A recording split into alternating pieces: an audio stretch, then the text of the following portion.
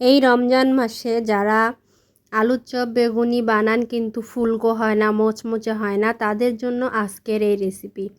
রমজান মাসে আমরা সবাই কিন্তু আলুর চপ বেগুনি খেতে পছন্দ করি, কিন্তু সেটা যদি মুসমুসে না হয়, না ফুলে, তাহলে কিন্তু ভালো লাগে না। আসসালামু আলাইকুম, সবাই কেমন আছেন? আলহামদুলিল্লাহ, আমরা ভালো আছি।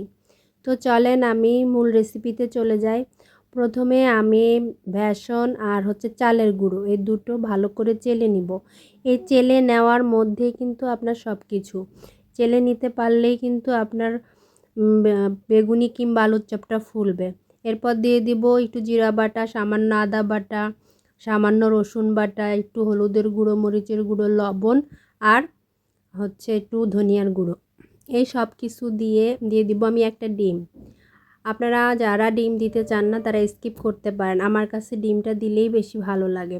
এরপর পরিমাণ মতো পানি দিয়ে বেসনটাকে সুন্দর করে গুলিয়ে নিব। মানে অনেক বেশি পাতলাও না, অনেক বেশি ঘনও না, এইভাবে ঘনত্বটা রাখার চেষ্টা করবেন। গুলিয়ে কিছুক্ষণ রেস্টে রেখে দিবেন। কিছুক্ষণ বলতে 5 মিনিট 10 মিনিট যতক্ষণ পারেন আর কি। কিছুক্ষণ রেস্টে রেখে এরপর একটুখানি বেকিং পাউডার, যেটা আমরা কেক টেক বানানোর জন্য ব্যবহার করি, সোডা না, বেকিং পাউডার 1 চামচের মতো দিয়ে দিব। আর একটুখানি গরম তেল দিয়ে দিব।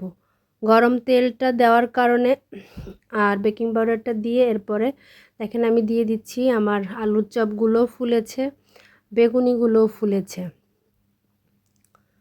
এখন আমি আপনাদেরকে দেখিয়ে দিচ্ছি কেমন হয়েছে।